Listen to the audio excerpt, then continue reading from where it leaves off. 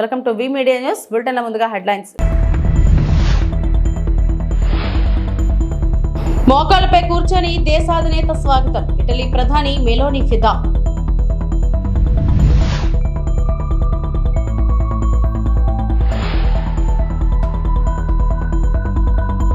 Jnanpith award అందుకున్న జగద్గురు స్వామి Rambhadracharya.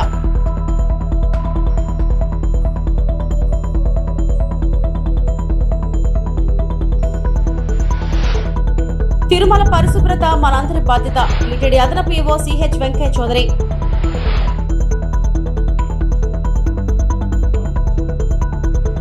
Albania రాజధాని టీరానీలో ఐరోపా రాజకీయ కమ్యూనిటీ సదస్సు జరిగింది. ఈ సమావేశానికి యూరోపియన్ యూనియన్ దేశాల నేతలు హాజరయ్యారు. అయితే ఈ సదస్సుకు విచ్చేసిన ఇటలీ ప్రధాని జార్జియా మెలోనికి అల్బేనియా దేశ నేత ఏడి రామా స్వాగతం పలికిన తీరు ఆసక్తికరంగా మారింది.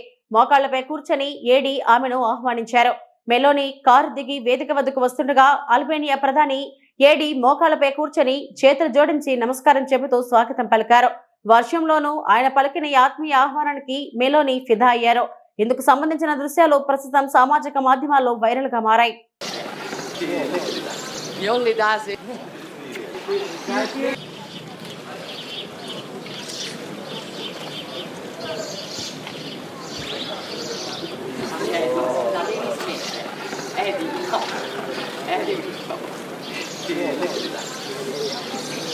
He only does it to be tall as me.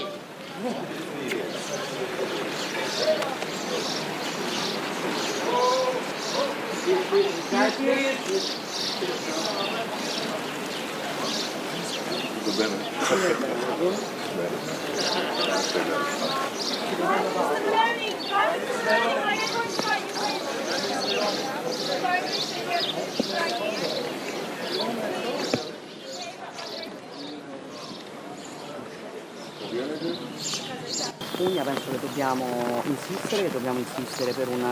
Look, I think it's been quite clear in the last few hours regarding certain propaganda who is genuinely willing to take significant steps in favor of peace and who is clearly less willing. However, I think we shouldn't give up. 2023వ Jnanpith అవార్డును తులసి పీఠ్ వ్యవస్థాపకులు, ఆధ్యాత్మికవేత్త, సంస్కృతి పండితులు జగద్గురు శ్రీ రామభద్రాచార్యకు రాష్ట్రపతి ద్రౌపది ముర్ము అందజేశారు. రాష్ట్రపతి చేతుల మీదుగా సరస్వతి కాంస్య విగ్రహాన్ని అందుకున్న రామభద్రాచార్య ఆ విగ్రహాన్ని తన తలపై పెట్టుకుని సంబరపడిపోయారు. తర్వాత నగదు బహుమతిని కూడా అందుకున్నారు. 240కి పైగా గ్రంథాలు రాసిన రామభద్రాచార్యను, ఆయన చేసిన సేవలను ఈ సందర్భంగా రాష్ట్రపతి ద్రౌపది ముర్ము కొనియాడారు. इस श्रृंखला में सर्वप्रथम शॉल अर्पण किया जाएगा और तत्पश्चात वाग्देवी सरस्वती की मूर्ति एवं प्रशस्ति पत्र भेंट किया जाएगा.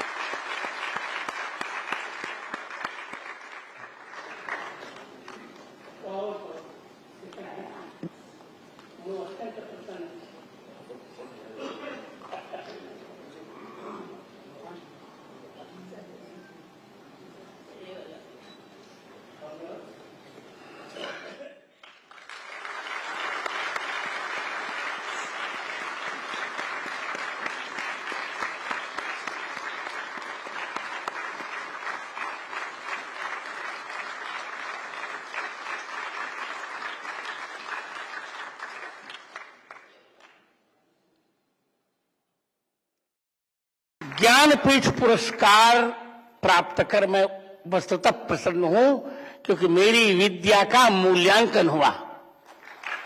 श्रोताओं, और मेरी बहन द्रौपदी मुर्मू, आप जानकर प्रसन्न होंगे कि ऐसी परिस्थिति में रहकर भी मैंने संस्कृत जगत को 4 महाकाव्य दिए। उनमें भी श्रव्य महाकाव्य तो सब लोग लिखते ही रहते हैं, पर संस्कृत में गीत महाकाव्य कोई नहीं था। मैंने गीत महाकाव्य दिया, गीत रामायण लिखकर, और गद्य में भी संस्कृत में कोई महाकाव्य नहीं था। मैंने दशावतार चरितम लिखकर गद्य महाकाव्य भी दिया। आज ज्ञानपीठ पुरस्कार से सम्मानित हुए जगत गुरु राम भद्राचार्य जी को मैं हार्दिक बधाई देती हूँ। इस समारोह में गुलजार साहेब उपस्थित नहीं हो पाए, मैं उनको भी ज्ञानपीठ पुरस्कार के लिए बहुत बहुत बधाई देती हूँ। श्री राम भद्राचार्य जी ने श्रेष्ठता के प्रेरक उदाहरण प्रस्तुत किए हैं। आप अनेक प्रतिभाओं से संपन्न है तथा आपके योगदान बहुआयामी है। आपने शारीरिक दृष्टि से बाधित होने के बावजूद अपनी अंतर्दृष्टि बल्कि दिव्य दृष्टि से साहित्य और समाज की असाधारण सेवा की है। आपने पाणिनि की अष्टाध्यायी की अति विशिष्ट व्याख्या की है। ब्रह्मसूत्र, भगवद गीता और प्रमुख उपनिषदों पर आपने सारगर्भित भाष्य लिखे हैं।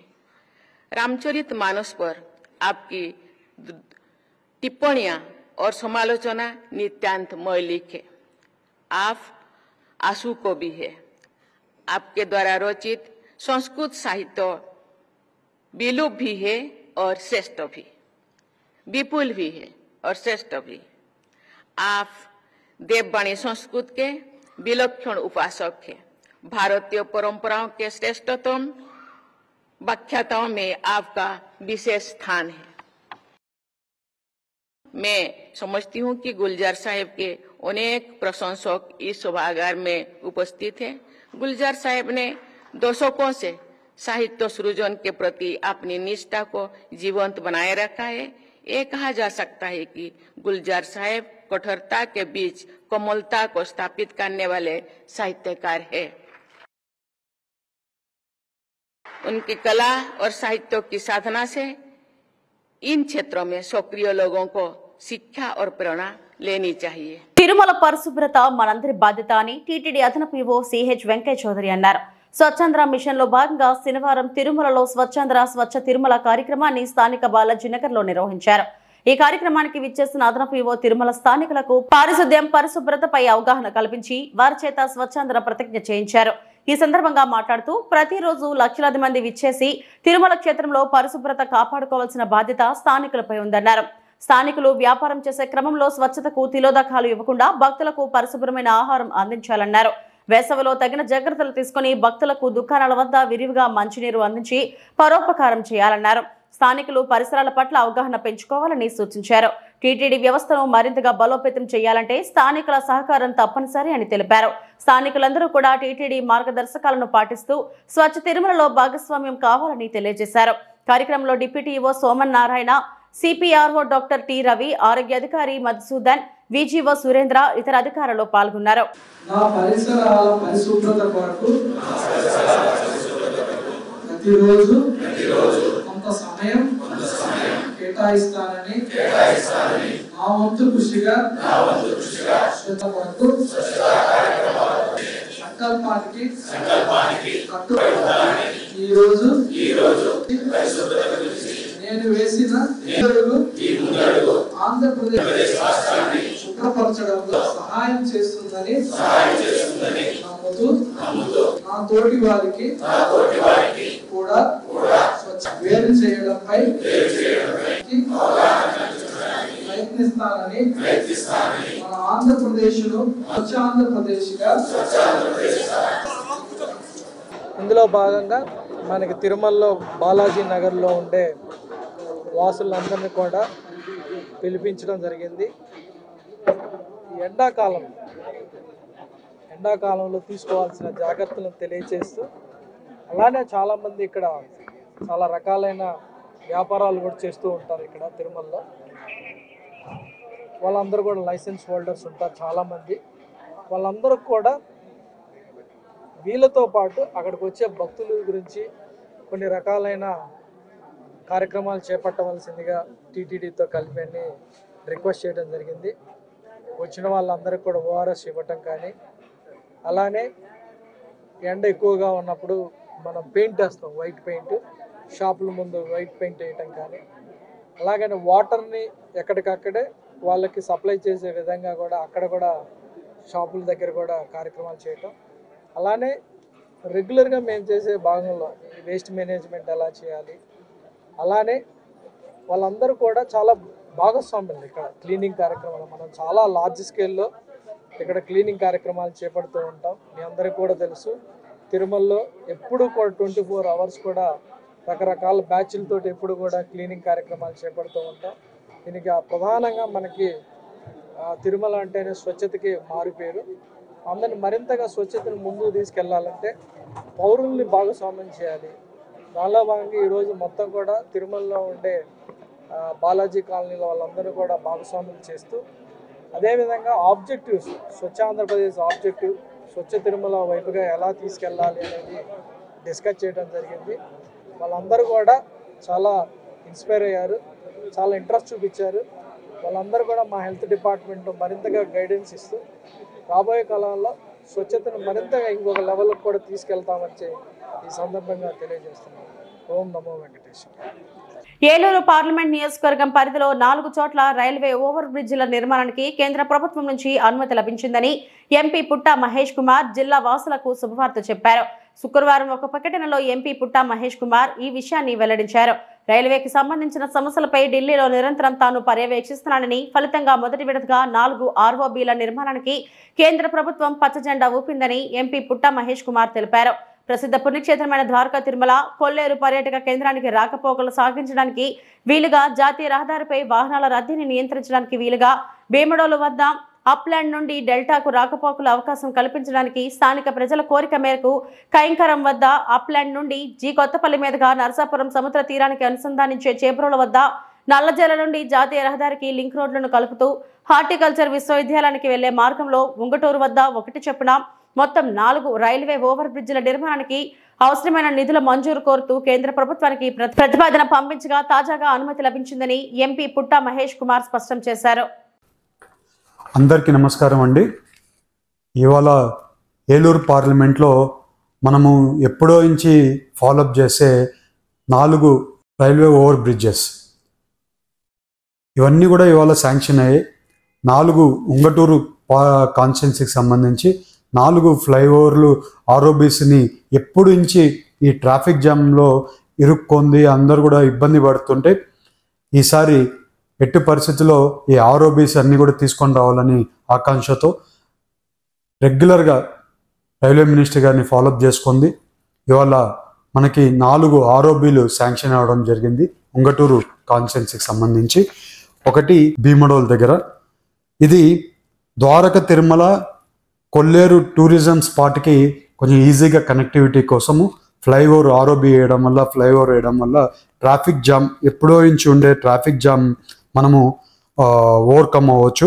ఇవాళ ఈ ప్రాబ్లం వల్ల ట్రాఫిక్ అంతా కూడా ఒక లైన్లోకి వస్తుంది భీమడోల్ దగ్గర.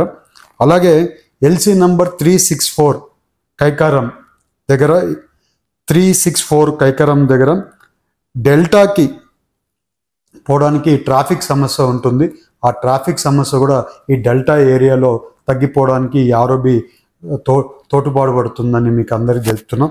అలాగే ఇవాళ LC నంబర్ 365 చేబ్రోల్ దగ్గర, LC number 365 connecting between Kothapalli to Narsapuram, ఇక్కడ డెల్టాకి అప్పర్ ల్యాండ్ నుంచి డెల్టాకి కనెక్టింగ్ కోసం, నర్సాపురం కనెక్టింగ్ కోసం ఈ ROB చాలా వరకు ఉపయోగపడుతుందని కూడా మీకు తెలుపుతున్నా. దీనివల్ల చాలా వరకు ట్రాఫిక్ జామ్స్ మీకు ఐడియా ఉంది కాబట్టి ఇక్కడ ఎక్కువ జామ్స్ అన్నీ కూడా తగ్గిపోతాయని కూడా మీకు అందరికీ తెలుపుతున్నాం.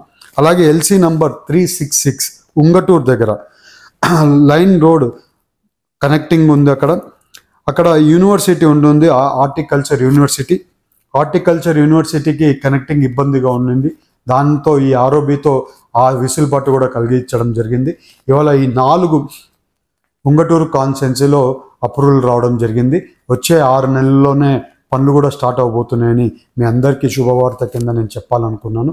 ఇవాళ ఈ అన్ని పనులు కూడా వచ్చే రోజుల్లో మొదలయ్యేటప్పుడు శంకుస్థాపనలకు కూడా ముందుకు వెళ్తామని కూడా మీ అందరికీ తెలుపుతూ, ఇవాళ ఈ అన్ని జరగడానికి రైల్వే మినిస్టర్ గారికి, ప్రైమ్ మినిస్టర్ గారికి స్వచ్ఛాంధ్ర స్వర్ణాంధ్ర అనే నినాదంతో డొక్కా సీతమ్మని ఆదర్శంగా తీసుకుని చలివేంద్రం ఏర్పాటు చేయడం జరిగిందని అన్నారు సబ్బవరం మేసర్ పంచాయతీ సర్పంచ్ డి ప్రసాద్. అనకాపల్లి జిల్లా సబ్బవరం మండల కేంద్రం ఆర్టీసీ బస్టాండ్ వద్ద శనివారం ఏర్పాటు చేసిన చలివేంద్రాన్ని సర్పంచ్ ప్రారంభించారు. ఈ సందర్భంగా ఆయన మాట్లాడుతూ డొక్కా సీతమ్మ అర్ధరాత్రి తలుపు తట్టిన ఆకలి అమ్మ అంటే అన్నపూర్ణమ్మల ఆకలి తీర్చేవారు అని, అంతటి మహాతల్లి స్ఫూర్తితో ప్రతి ఒక్కరూ ఆమెను ఆదర్శంగా తీసుకోవాలని అన్నారు.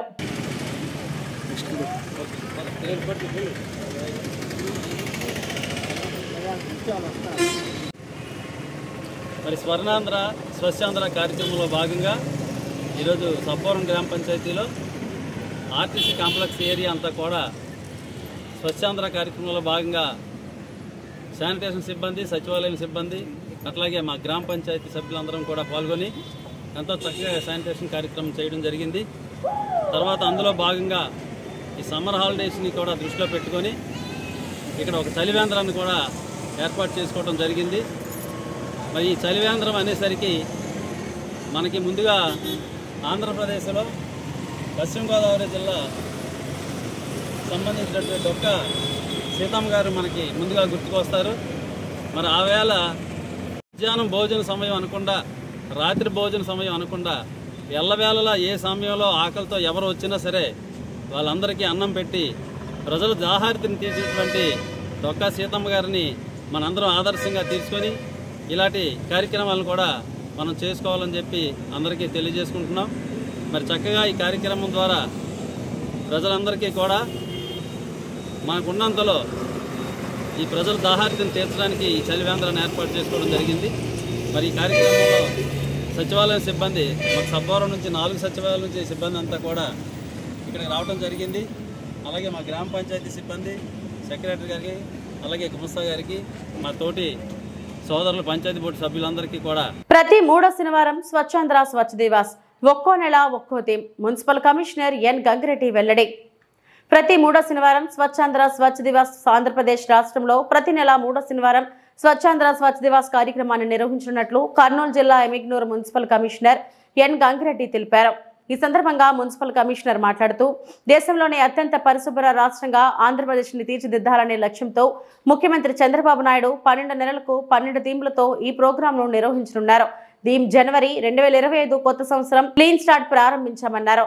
ఇందులో భాగంగా ప్రతి ఒక్కరిని పరిసరాల పరిశుభ్రతతో భాగస్వాములు చేసి బహిరంగంగా చెత్త వేసే అలవాటును అరికట్టడంతో పాటు సామూహిక క్లీనింగ్ డ్రైవ్ ద్వారా చెత్త చెదారం తొలగింపు, పరిసరాలను పరిశుభ్రపరచడం, శిథిలాల తొలగింపు, బహిరంగ ప్రదేశాలు, బస్ స్టాప్లు మొదలైన వాటిలో మూసుకుపోయిన కాలువలను డ్రైన్లో పూడిక తీత పనులు చేపట్టడం, ప్రజల్లో చైతన్యం కలిగించే కార్యక్రమాలు చేపట్టాలని సూచించారు.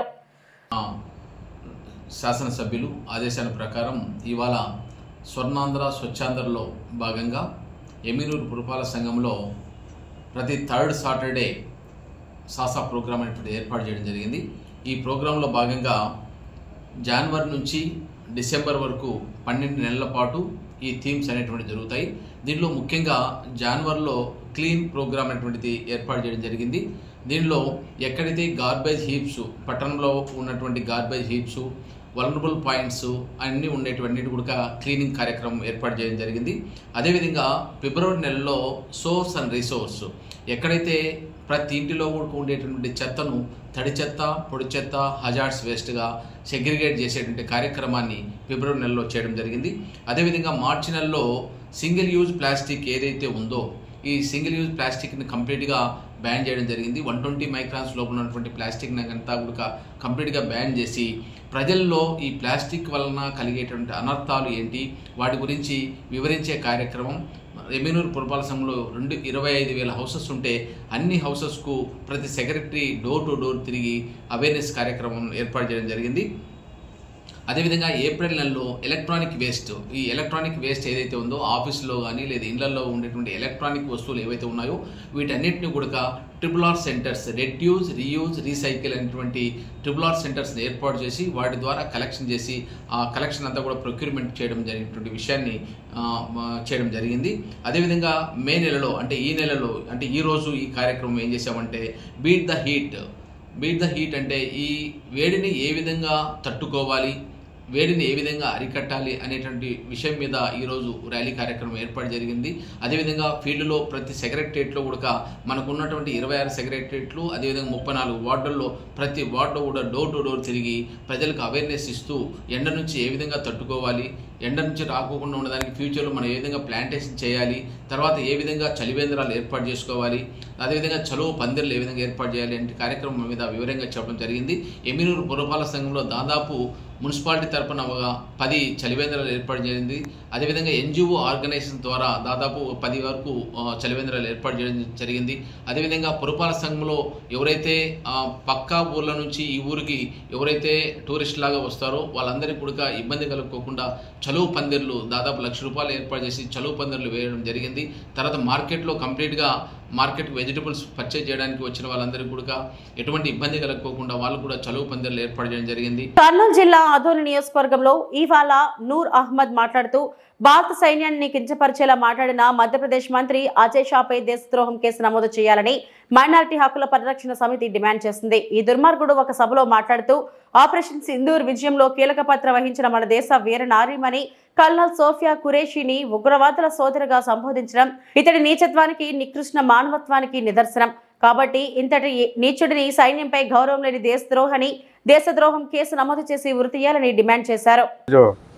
మరి ఇంత ప్రతిష్టాత్మకంగా మరి పాకిస్తాన్తో పోరాటంలో మరి దేశమే గర్వించే విధంగా పోరాడిన కల్నల్ సోఫియా ఖురేషిని మతం పేరిట ఉగ్రవాదుల సోదరి అని చెప్పడం అనేది చాలా దుర్మార్గమైన విషయం. కాబట్టి దీన్ని ఖచ్చితంగా కేంద్ర ప్రభుత్వం సీరియస్గా తీసుకొని కేవలం క్షమాపణతో సరిపోదు, ఖచ్చితంగా ఈ దుర్మార్గుడిని ఉరితీసే విధంగా చట్టం తీసుకురావాలని, కేసు నమోదు చేయాలని డిమాండ్ చేస్తున్నాము.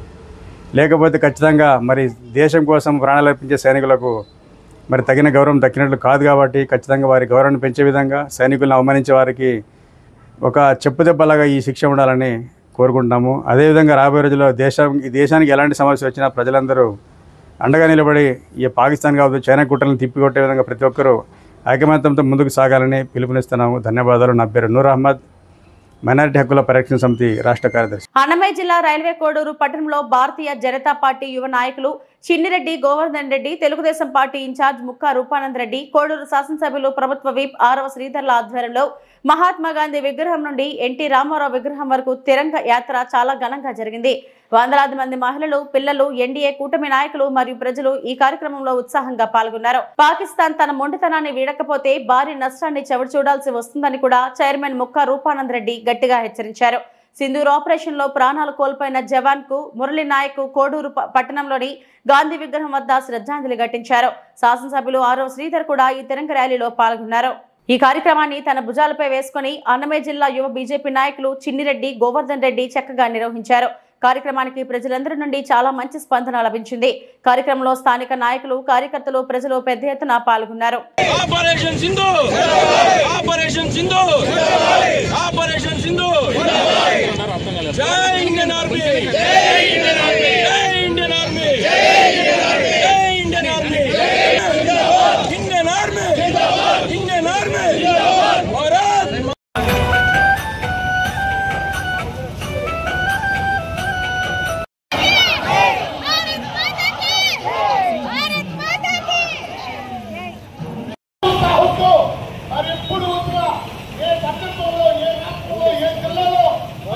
ప్రధానమంత్రి నరేంద్ర మోడీ గారి ఆదేశాల మేరకు, ముఖ్యమంత్రి నారా చంద్రబాబు నాయుడు గారి మార్గనిర్దేశం మేరకు, ఉప ముఖ్యమంత్రి పవన్ కళ్యాణ్ గారి ఆశయాల మేరకు ఆర్మీ చేసినటువంటి సేవలను గుర్తించుకుంటూ మన భారత పౌరుల తరపున కృతజ్ఞత ర్యాలీ నిర్వహించడం జరిగింది. ఈ కార్యక్రమంలో పాల్గొన్న ప్రతి ఒక్క భారత సైనికుడికి, అలాగనే మాజీ జవాన్లకు, అలాగనే భారత పౌరులందరికీ కృతజ్ఞతలు తెలియజేస్తూ, ఇదే విధంగా ఈ రోజు భారతదేశం ఏ విధంగా అయితే ఐకమత్యాన్ని చాటిందో ఎల్లప్పుడూ కూడా భారతదేశం ఐకమత్యంతో ఉండి పాక్ చేస్తున్నటువంటి కుళ్ళు కుతంత్రాలను తిప్పికొట్టి భారతదేశాన్ని ప్రపంచంలో అగ్రస్థానంలో నిలపాల్సిన బాధ్యత ప్రతి ఒక్కరి మీద ఉందని తెలియజేస్తూ భారత్ మాతాకి భారత్ మాతాకి భారత్ మాతాకి నరేంద్ర మోడీ గారి నాయకత్వం, నారా చంద్రబాబు నాయుడు గారి నాయకత్వం, పవన్ కళ్యాణ్ గారి నాయకత్వం, రూపానంద రెడ్డి గారి నాయకత్వం, శ్రీధర్ గారి నాయకత్వం, పురంధేశ్వరి గారి నాయకత్వం. ఇవి ఇప్పటివరకు నా బులెటిన్ అప్డేట్స్. నమస్తే.